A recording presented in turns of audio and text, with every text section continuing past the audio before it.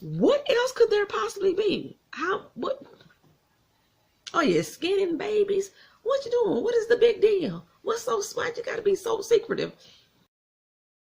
What's up, everybody? Welcome back to My Twisted Life TV with Poetry. I am your girl, Poetry. I am here for a Damnation Season 1, Episode 5, recap and review. Forgot the name of it already. God bless it. Damn, what was the name of this episode? I thought I put it down. Anyway, I'm mad that we had to wait 2 weeks for this episode. Let me tell you the truth. I thought this was one of the most boring episodes so far. It didn't have Connie in it, so she ain't made it there. The whole backstory between Lou, the one who he took the picture down off the wall, is so drab. It was like so uneventful for his backstory because, one, they didn't tell us shit. It's like we being kept in the dark, just like Amelia being kept in the dark about their whole relationship. They used to run the streets together and they used to drink together. That's pretty much all we learned from this episode. And I don't know. It just didn't do nothing for me. So let me tell you what happened, right? So in the beginning, Creeley started off talking to the Hyde dude, the one with the blonde hair, the one who looking like Malroy on Harry Potter and shit. Is that his name? Whatever. So he basically asked him what's taking him so long to get the strike over with. It needed to be done over with. He like, we got a little bit of complications going on. Well, Hyde is like, so what's up? Is it your brother, the preacher man? I sent 3 goons in there to kill him, and I ain't heard from the goons since. So is he the one that's giving you the hard problems? He like, nah, that's not what's really going down. So he tell him, look at here, boy. First of all, this dude irks. I don't like the way he look. I don't like that he talk. He just too sure of himself. He gets on my doggone nerves. But he like, look here, boy. Basically, he tell him, look, I brought you in this world, and I can take you out. Apparently, Creeley was on lockdown in jail. And Hyde must have got him out, made some type of deal that if he got him out of jail, he could hunt down old preacher man and break the strikes or whatever. Break the strikes or whatever. So, if he did that, then he won't have to go back to jail. But if he failed, he's sending his ass right back. I said, I don't know what type of pull this dude got. I look a mess today. I look so beat up. Oh, God. Anyway, okay. So, Seth is eulogizing over window. He was like, things wasn't even supposed to go down like that. I got a guest walking out of my house right now. Hold on for a second. Hold on. So, as I was saying before my guest left. So, Seth is out there eulogizing Wendell, and he's basically telling the farmers, look here, it's my bad. I let the strike breaker break us up. I let him come between us and divide us.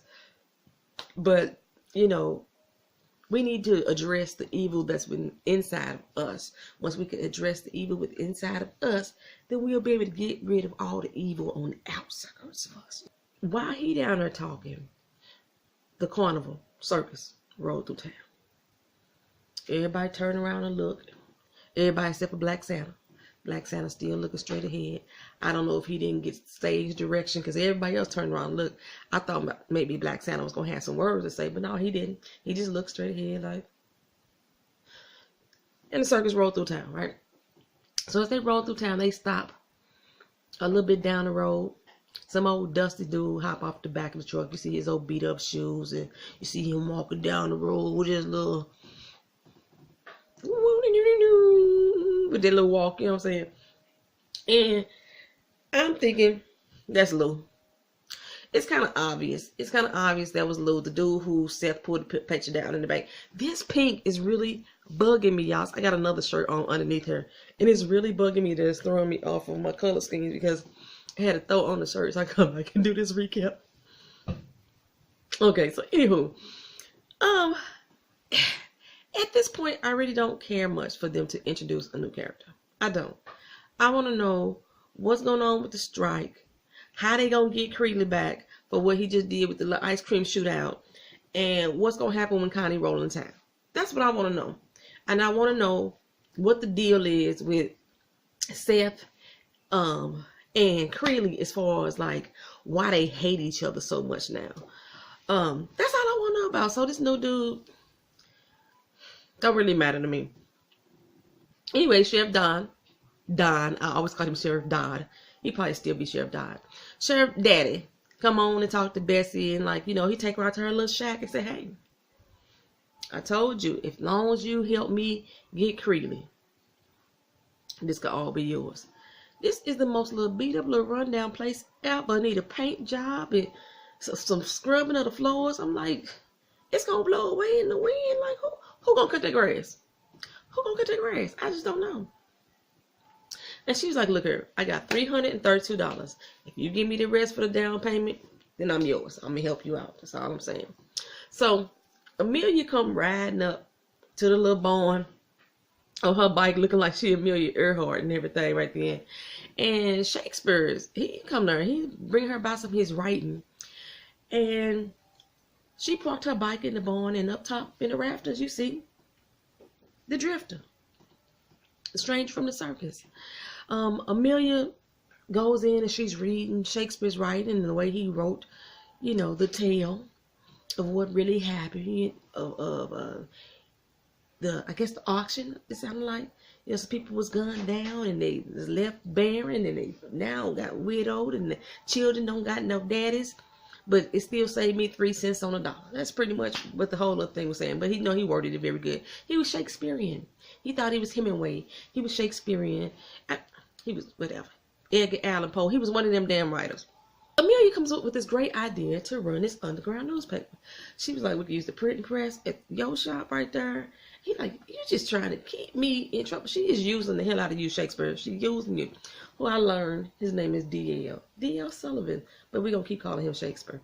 She said, no, we can make it work. We're going to sneak in here in the middle of the night. We're going to print this press up.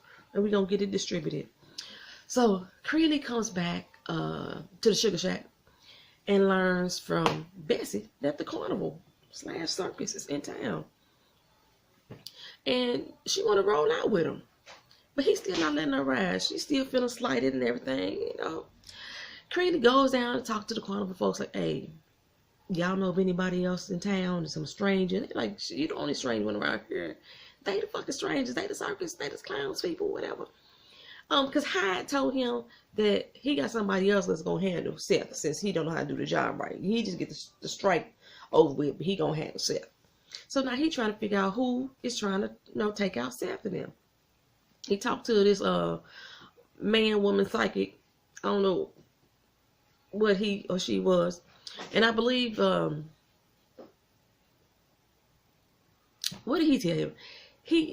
She tells him, he tells him, the psychic tells him, you know, or ask him how does he feel about being free and enacting his revenge.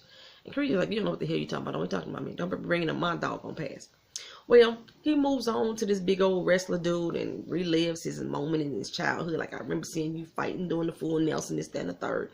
And I guess the story was kind of heartwarming. And Creeley was like, I ain't gonna never forget that moment, you know, ever etched in my mind. So the big wrestler dude was like, look here, we did pick up somebody. We picked up a little stranger and we dropped him off down yonder road by the church. So Seth at home, target practice. Pow, pow, pow, pow, pow, pow, pow. Missing everything. Well, no, he hit some stuff. He kept missing the hat at the end, right? And then he heard somebody in his house. So he creep on around the house and he looks in. There's a stranger. How that dude did not hear Seth outside popping off that doggone gun?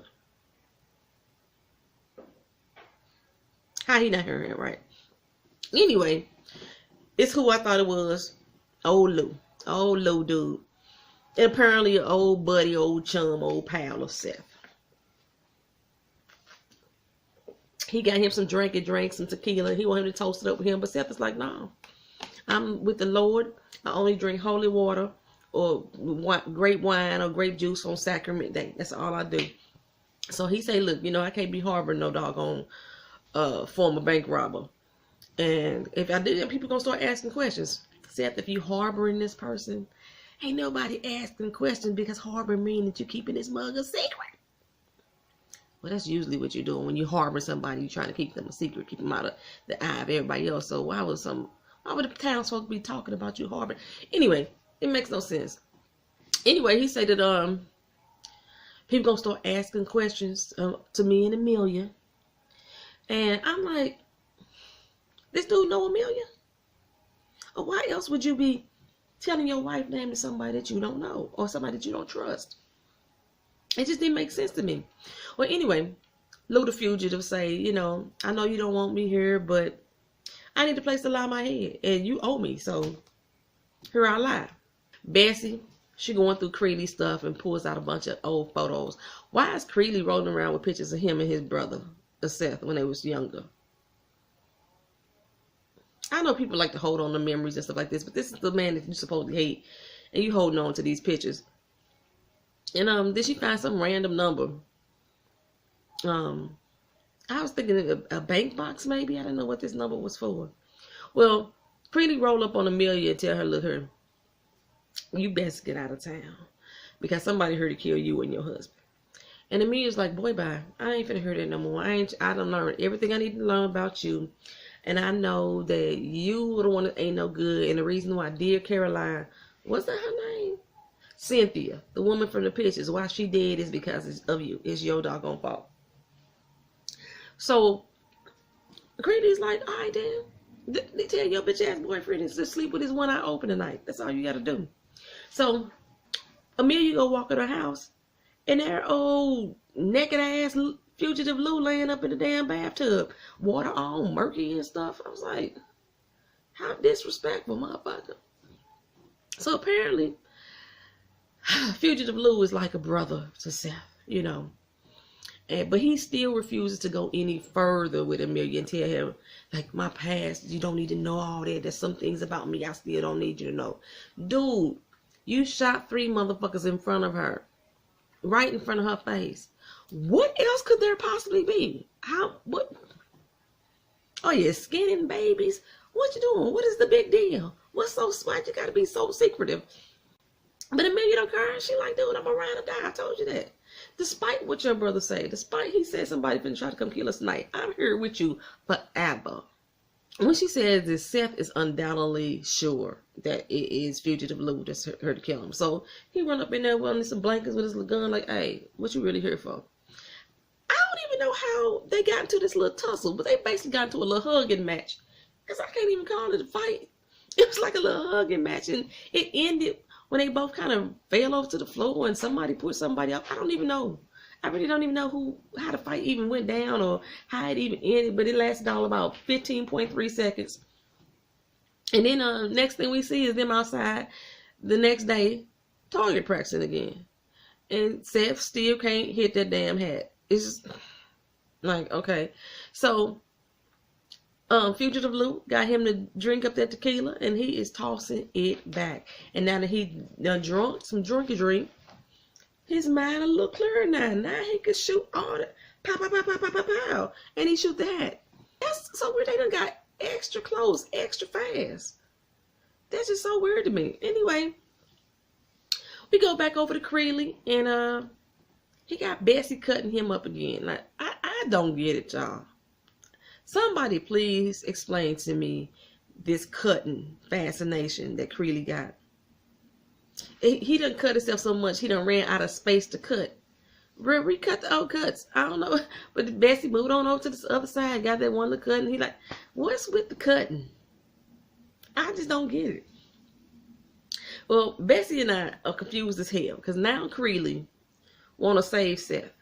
He was like, you know, if some man sent her to kill my brother, and I can't let that happen. I need my brother alive.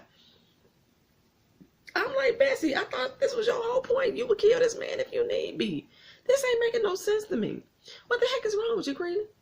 Well, Fugitive Lou and Seth, they stick up Crumple. Because Fugitive Lou told him, look, here, you need to go back and start doing what you used to do if you're really trying to get what you need to have done now. So they kidnap Crumple and hog tie him to the front of the car. And Crumple don't really get a chance to look at them. He think it's some farmers hemming him up. So he realized they done set his ass out here on the damn train tracks. And they tell Crumple, stop taking the land, stop foreclosing on properties. First he was like, I can't do that. And he said, oh yeah, you're going to have to. You got the little train out there ready to go run, look Crumple over. Well, they get back to the house and they drinking some more. And like, yeah, Crumple, that old dirty banker got what he deserved. And I'm sitting thinking, they didn't kill Crumple. I mean, I know it. They couldn't have killed Crumple for one big reason. Crumple is part of the main storyline. They are not going to kill this man off without showing us how the heck he died. It's just not going to happen. And Crumple's role has not really developed enough for me to even care that he died. So, yeah, Crumple ain't went nowhere. Well, Seth with his old drunk ass, because now he's good and drunk. They go to the carnival, and he decided to take the fugitive Lou with him.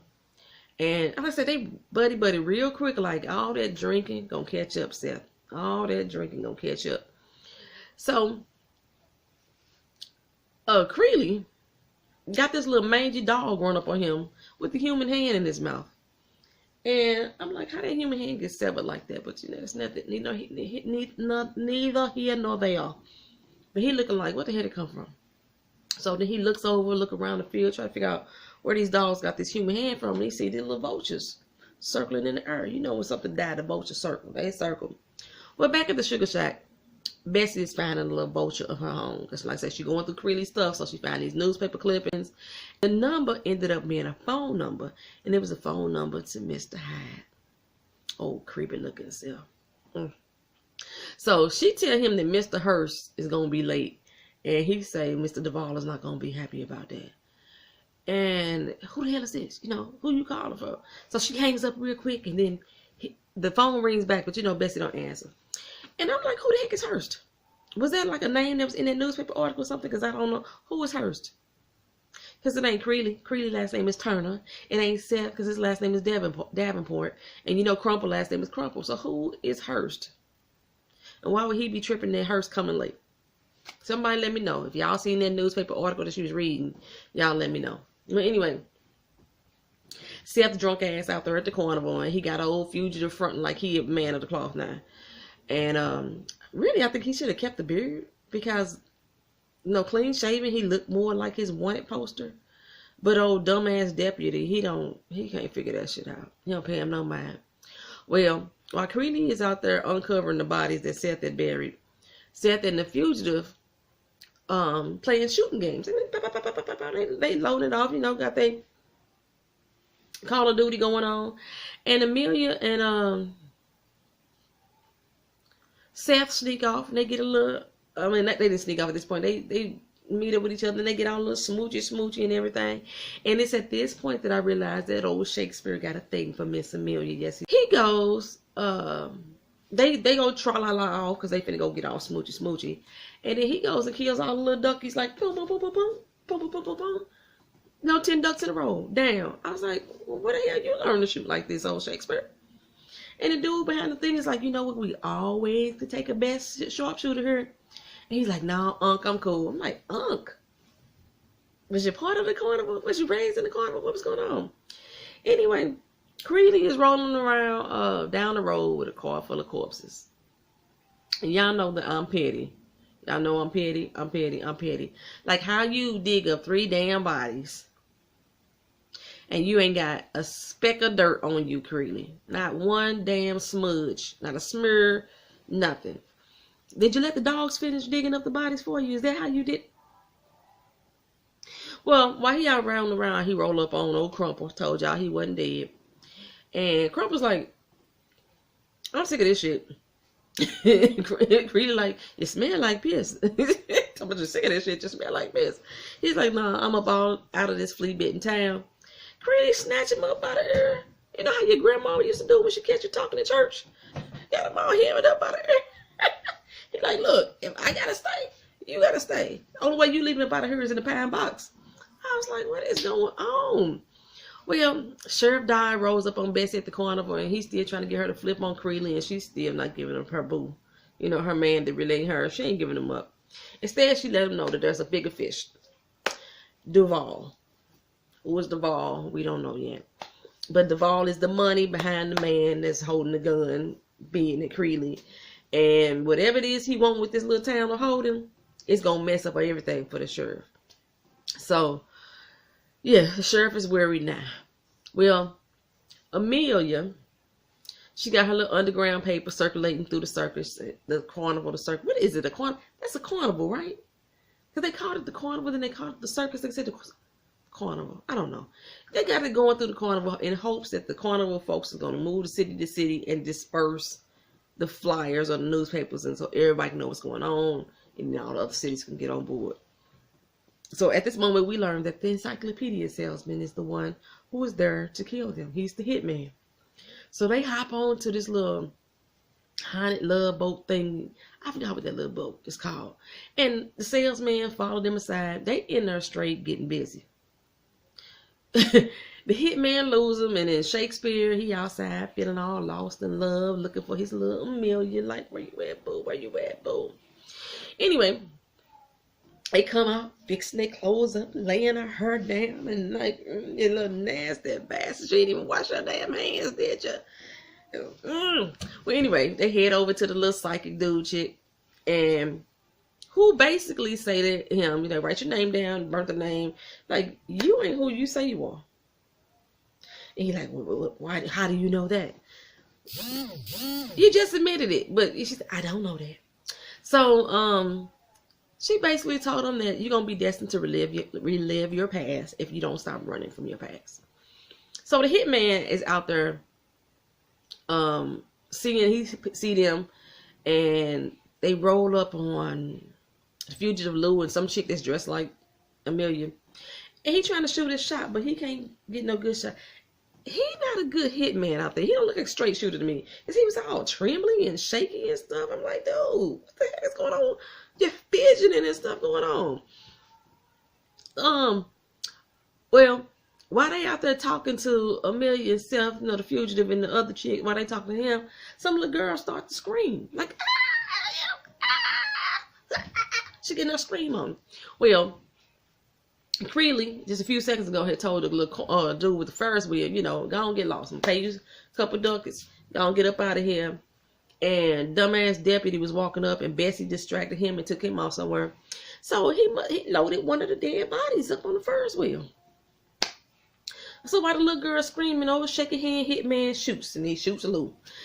But being that he had a silencer on that gun, I'm so curious to know how Seth knew what direction to look to see where the gunshot came from, because he looked right to him. And so, no shaking hand, hitman took off running. Seth and the now shot fugitive chasing him through some fucking cornfields. Confusing. Anyway, Creeley come up to Amelia and tell her, look here, I know where the rest of the bodies are, so you best leave town tonight, like I said. So this not making sense to me. Why he keep telling Amelia to leave town? And the reason why I'm saying it doesn't make sense, because in the next breath, when he meets up with Seth, he telling him, I'm going to take you back to Wyoming. Why are you trying to get them to leave town if your whole purpose was to take him back to Wyoming? So anyway, shaky hand hitman, he on the run from Seth and old fugitive Lou, and he gets shot. And I'm like, what the fuck are you running for, fool? You the one that's supposed to be killing them, so shoot their ass, or shoot his ass.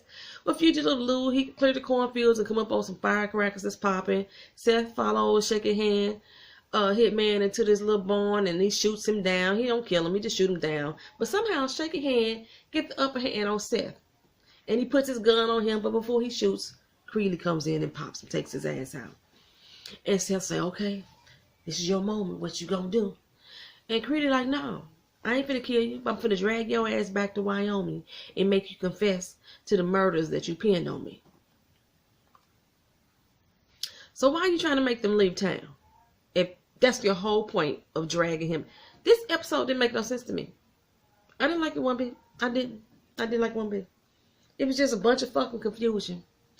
So if y'all understood what the hell was going on, y'all explain it to me. Y'all drop it down in the comment section and tell me what's going on. It's a whole lot of stuff I need explaining, and I ain't even sure if I really want to know. This is nothing of the things that I wanted to hear in this episode. We done waited 2 damn weeks for this to come back, and I'm not even sure if it's coming back on next week, because the way that USA Network has it on their website, it looked like it ain't supposed to be coming on for a couple more weeks. So I don't know, but since they messed up the schedule and moved it to a new night, I can't tell y'all when it's coming back on. It's maybe back on next week. Like, comment, share, subscribe. And stay up on Damnation TV. Hopefully that it come back to get round full circle for me next week, y'all. All right, then. Peace.